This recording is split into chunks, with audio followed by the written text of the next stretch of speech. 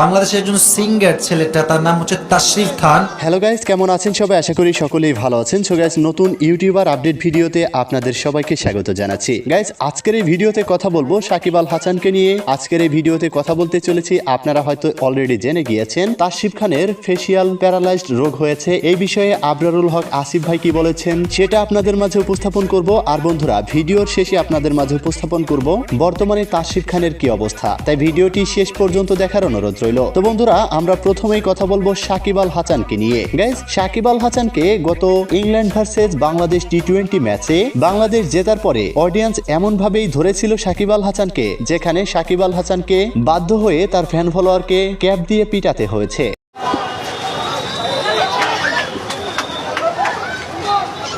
তো প্রিয় দর্শক, সাকিব আল হাসান শুধু বাংলাদেশেরই না, গোটা বিশ্বের একজন সুপারস্টার বলে আমরা চিনে থাকি। বন্ধুরা, তার ফ্যান ফলোয়ার তো পাগলা ফ্যান ফলোয়ার, কিন্তু তাকে যেভাবে ডিস্টার্ব করা হয়েছে সেই ক্ষেত্রে তিনি তার ব্যবস্থা নিয়েছেন, ক্যাপ দিয়ে একজনকে রাগান্বিত হয়ে পিটিয়েছেন। এটা নিয়ে অনেক নেটিজেনই বলতেছিল যে সাকিব আল হাসান ঠিক কাজ করেনি, আবার অনেকেই বলতেছিল ঠিক করেছে। আপনার কাছে কি মনে হয় কমেন্ট বক্সে লিখে জানাবেন। প্রিয় দর্শক, এবার আসি তাশরিফ খান সম্পর্কে। গাইস, তাশরিফ খানের ফেস প্যারালাইজড রোগ হয়েছে এবং এই রোগে আক্রান্ত হওয়ার পর তাশরিফ খানকে কিন্তু গোটা বিশ্বের মানুষ এখন ব্যাড সাইডে নিয়ে গিয়েছে। কারণ হচ্ছে তাশরিফ খান গান বাজনা করে, যার কারণে তাশরিফ খানকে সবাই এখন হেট করা শুরু করেছে। সবাই বলতেছে এটা আল্লাহর গজব। প্রিয় দর্শক, আর আমরা যারা মুসলিম রয়েছি আসলে তাদের কি বলা উচিত, চলুন তাহলে আবরারুল হক ভাইয়ের কাছ থেকে আমরা একটু জেনে নেই। বাংলাদেশের একজন সিঙ্গার ছেলেটা, তার নাম হচ্ছে তাশরিফ খান। আমি দেখলাম তার এই মুখটা হালকা বেঁকিয়ে গিয়েছে এবং এটার কারণটা হচ্ছে একটা রোগ তার হয়েছে, এটার নাম হচ্ছে ফেসিয়াল প্যারালাইসিস। এটা সে বলল যে এই রোগটা আমার হয়েছে। তো এই ফেসিয়াল প্যারালাইসিস হওয়ার কারণে তার মুখের একটা ভাগ একটু বাঁকা হয়ে গিয়েছে। সে লাইভে এসে কিছু কথা বলল। তো আমি আজকের এই যশোরের অভয়নগরের মাটিতে আমার হাজার হাজার যুবকদেরকে নিয়ে দোয়া করি, আল্লাহ তাকে সুস্থতা দান করুক, পড়না আমিন। যে যেই লাইনের হোক, যে যেই হোক না কেন, যত কাজই সে করুক না কেন, সবার জন্য আমাদের এই কলিজার ভেতরে ভালোবাসা নাই নাই। We love everyone from our heart. এই যে তার জন্য দোয়া করলাম, দেখবা এই দোয়াটা হতে পারে কার আমিন যে কবুল হয়ে যাবে, আল্লাহ তাকে পরিপূর্ণ শেফায়ে আজলা কামেলা দিয়ে দিবে। ঠিক কিনা বলেন প্রিয় ভাইরা? তার জন্য দোয়া করার দরকারটা যুবক ভাইরা আছে না নাই? তোমরা বলবো, হুজুর আপনি মাহফিলের ভেতরে ওর জন্য কেন দোয়া করলেন? এর একটা বিশেষ কারণ আছে, বিশেষ কারণ, এবং আমার একটা পারপাস আছে, উদ্দেশ্য আছে। দেখো, যাদের ফেসবুকে মিলিয়ন মিলিয়ন ফলোয়ার্স, তারা ডানে গেলে যুবকরা ডানে যায়, তারা বামে গেলে যুবকরাও বামে যায়। তারা যদি ঠিক পথে চলে আসে, তাদের দ্বারা লক্ষ লক্ষ যুবক ঠিক পথে চলে আসবে। ঠিক কেনা বলো? তাদেরকে ঠিক করার দরকার আছে।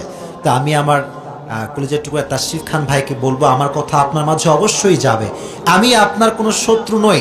বাংলাদেশের যারা সেলিব্রিটি আছে, দুনিয়ার লাইনে যারা কাজ করে, যেমন ইউটিউবার আছে একজন তহিদ আফ্রিদি, নাম শুনছেন আপনারা? আমার সঙ্গে মাঝে মাঝে কথা হয়, খুব ভালো ছেলে এবং তার ব্যবহার অনেক সুন্দর। আমাকে মাঝে মাঝে বলে, হুজুর আপনার একটা মাহফিল আমাকে নিয়ে যাবেন, আমি আপনার সঙ্গে বসে বসে ওয়াজ শুনবো। রিসেন্টলি আমাকে বললো, হুজুর একটা মাহফিল করব বিশাল বড়, ওখানে আমি আপনাকে চাই।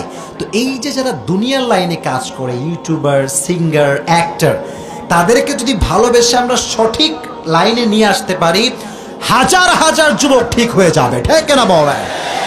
তাদেরকে ভালোবাসতে হবে। নবীজি একটি হাদিস বলেছেন যে আমার উম্মতের ভিতরে কিছু আযাব আসবে। এক নম্বর আযাব, এই যে মাটিটা আছে না, মাটিটা, আপনারা কিসে বসে আছেন? কিসে বসে আছেন? এই মাটি ধসে যাবে, এক নাম্বার।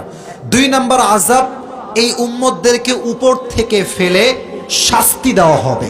তিন নাম্বার আযাব, এই উম্মতের কিছু দলের চেহারাটা বিকৃত হয়ে যাবে। একজন সাহাবী বলল, ইয়া রাসূলুল্লাহ, এই তিনটা আযাব কেন আসবে?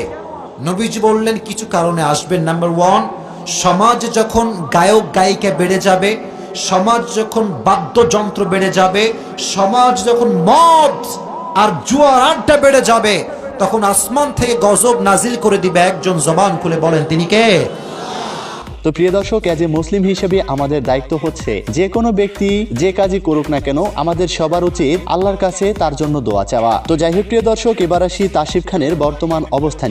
গাইস, তাসিফ খান গত 17 ঘন্টা আগে একটা পোস্ট করেছেন তার ভেরিফাইড ফেসবুক পেজে, যেখানে লেখা রয়েছে, আজ তৃতীয় দিনের মতো আমার ফিজিওথেরাপি দেওয়া হলো, খুব চোখে পড়ার মতো উন্নতি হয়নি এখনো, তবে আমি আশাবাদী নিশ্চয়ই আল্লাহ তাআলা সঠিক ফয়সালা ঠিক করে রেখেছেন। সত্যি বলতে আমি একেবারেই ঘাবড়ে যাইনি, আমি যে কোনো রকম ফলাফলের জন্যই মানসিকভাবে প্রস্তুত রয়েছি। দেশ বিদেশের বিভিন্ন প্রান্ত থেকে যারা আমার জন্য দোয়া করছেন তাদের প্রতি আমার চিরকৃতজ্ঞতা রইল। প্রিয় দর্শক, তাসিফ খান একজন নয়, দুইজন নয়, হাজার হাজার মানুষের উপকার করেছেন। প্রিয় দর্শক, তাসিফ খান কোটি কোটি টাকা মানুষের কাছ থেকে উঠিয়ে সেই লন্ডনের দেশ বন্যা কবলিত সেই সিলেটকে সাহায্য করেছেন, যার কারণে তাসিফ খান গোটা বাংলাদেশের রোল মডেল হয়ে গিয়েছেন। তো যাই হোক প্রিয় দর্শক, তাসিফ খানের বর্তমানে ফ্যান ফলোয়ার সংখ্যা রয়েছে 55 লক্ষের বেশি, মানে অর্ধ কোটির বেশি ফ্যান ফলোয়ার রয়েছে তাসিফ খানের। গাইস, এজ এ মুসলিম হিসেবে আমাদের সবারই উচিত আল্লাহ তাআলা যেন তাসিফ খানকে ভালো করে দেন এই দোয়া করাই। আর তাসিফ ভাইকে একটা কথাই বলবো, আল্লাহ হয়তো আপনার পরীক্ষা নিচ্ছেন, আপনি ধৈর্য হারা হবেন না, তবে আপনার ভালো মন্দ বোঝার বয়স হয়েছে,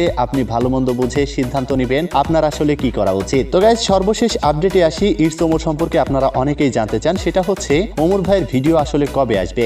গাইস, ওমরান ভাইয়ের ইউটিউব চ্যানেলে ভিডিও আসতেছে আজকে 6টা থেকে 9টার ভিতরে। ওমরান ভাইয়ের ইউটিউব চ্যানেলের সবচাইতে বেশি টাইম নিয়ে এই ভিডিওটি করা হয়েছে, কারণ ওমর ভাই অনেক বিজি ছিল যার কারণে। তো যাই হোক প্রিয় দর্শক, এই ছিল আজকের ভিডিও। আশা করি ভিডিওটি ভালো লেগেছে। ভিডিওটি ভালো লাগলে একটা লাইক করে দিবেন। চ্যানেলে নতুন হলে প্রতিনিয়ত আপডেট ভিডিও পাওয়ার জন্য চ্যানেলটি সাবস্ক্রাইব করে রাখবেন। দেখা হচ্ছে পরবর্তী ভিডিওতে, ততক্ষণ ভালো থাকুন, সুস্থ থাকুন, খোদা হাফেজ।